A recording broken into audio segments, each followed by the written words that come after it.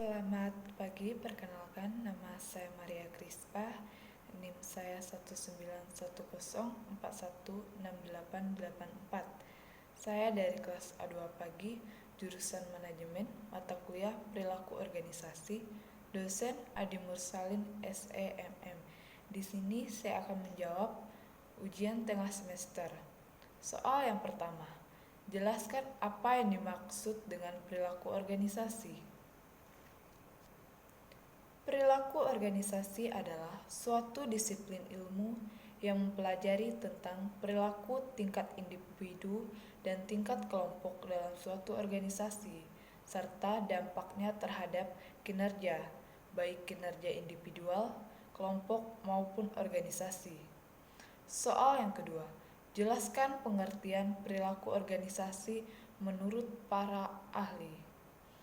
Pengertian perilaku organisasi menurut para ahli, Robin menjelaskan bahwa perilaku organisasi merupakan suatu bidang studi yang meneliti dampak kelompok, perorangan, dan struktur pada perilaku dalam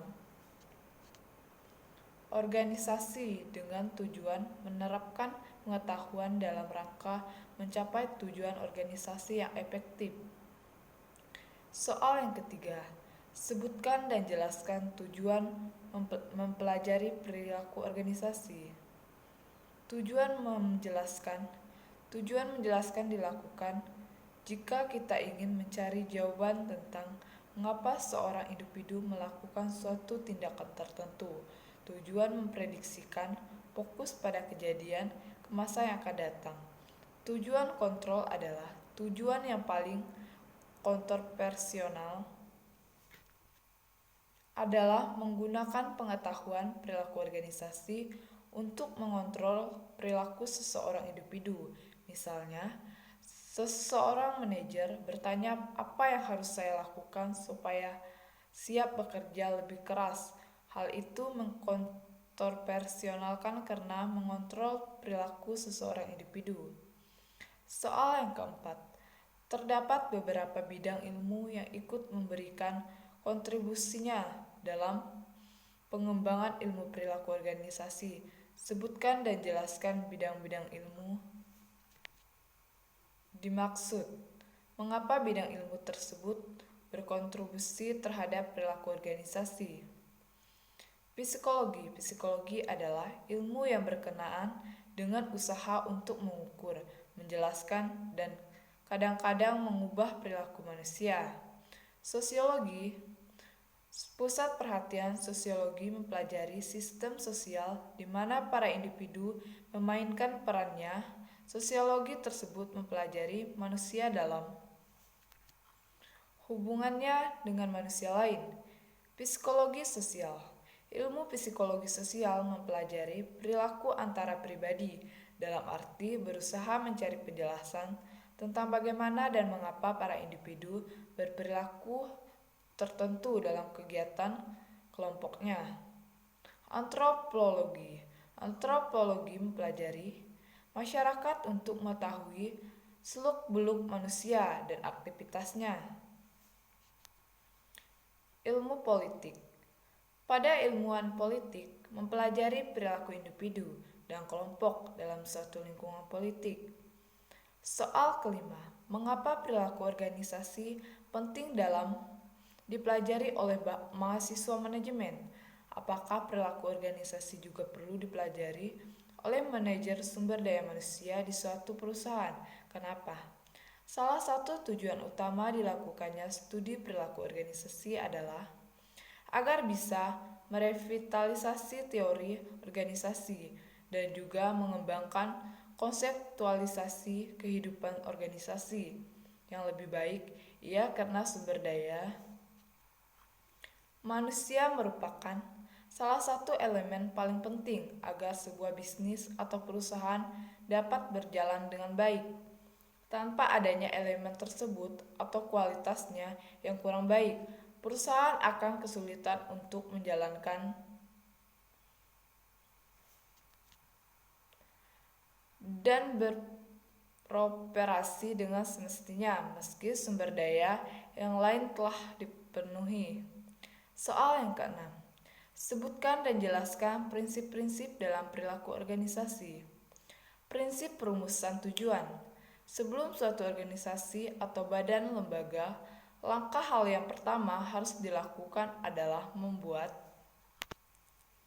tujuan dibentuknya organisasi atau badan lembaga tersebut. Tujuan yang dibuat haruslah sangat jelas karena tujuan tersebut yang akan menentukan hal-hal yang harus diperbuat atau dilakukan oleh organisasi yang telah terbentuk tersebut.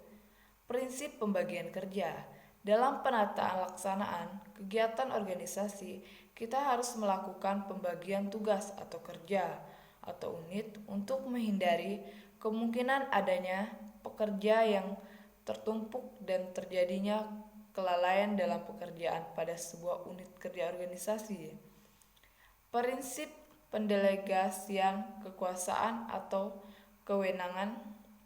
Dalam menjalankan kegiatan, suatu unit harus diberikan kekuasaan atau untuk melaksanakan tugas-tugasnya agar dapat diminta pertanggungjawabannya. Prinsip tingkat pengawasan. Berjalannya suatu organisasi dalam mencapai tujuan yang telah ditentukan harus kita pastikan untuk selalu menjalankan dan melaksanakan sistem pengawasan. Karena jika sistem pengawasan tidak ada, maka tidak mungkin sebuah organisasi dapat mencapai tujuannya dengan maksimal. Maka karena itu, perbuatan organisasi harus memperhatikan aspek dari kemudahan sistem pengawasan. Soal yang ketujuh, jelaskan karakteristik perilaku organisasi. Yang pertama, perilaku fokus dari perilaku keorganisasian adalah perilaku individu dalam organisasi. Oleh karenanya harus mampu memahami perilaku berbagai individu dan organisasi. Yang kedua, struktur. Struktur berkaitan dengan hubungan yang bersifat tetap dalam organisasi. Bagaimana pekerja dalam organisasi dirancang dan bagaimana pekerja diatur. Struktur organisasi berpengaruh besar terhadap perilaku individu atau orang dalam organisasi serta efektivitas organisasi. Ketiga, proses. Proses organisasi berkaitan dengan interaksi yang terjadi antara anggota organisasi. Proses organisasi meliputi komunikasi kepemimpinan, proses pengambilan keputusan, dan kekuasaan. Salah satu pertimbangan utama dalam merancang struktur organisasi adalah agar berbagai proses tersebut dapat berjalan secara efektif dan efisien. Soal ke-8. Coba saudara jelaskan pendekatan-pendekatan yang digunakan dalam perilaku organisasi.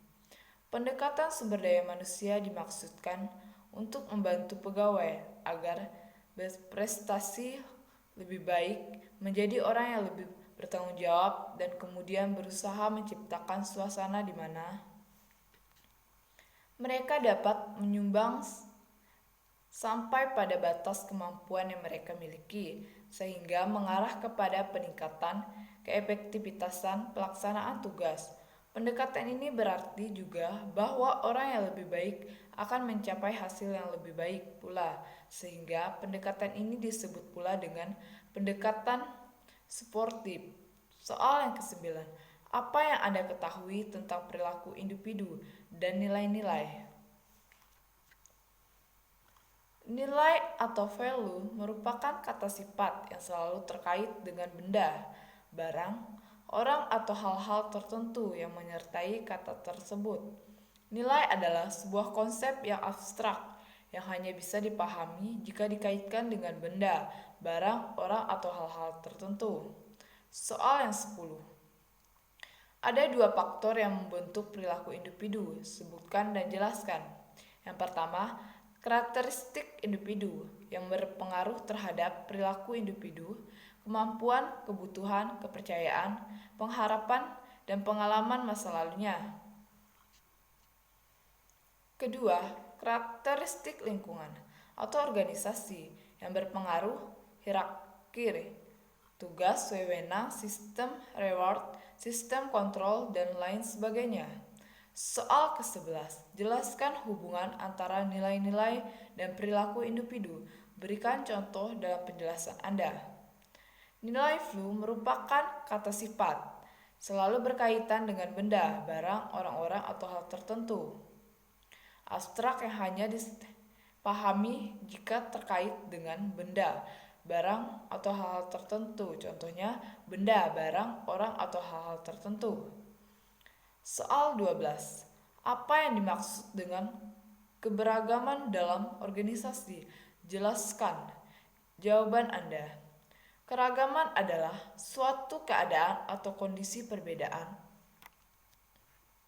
dalam berbagai bidang yang terdapat dalam lingkungan masyarakat, baik itu dari perbedaan suku bangsa, ras, agama, keyakinan, ideologi, politik, sosial, budaya, dan ekonomi lainnya.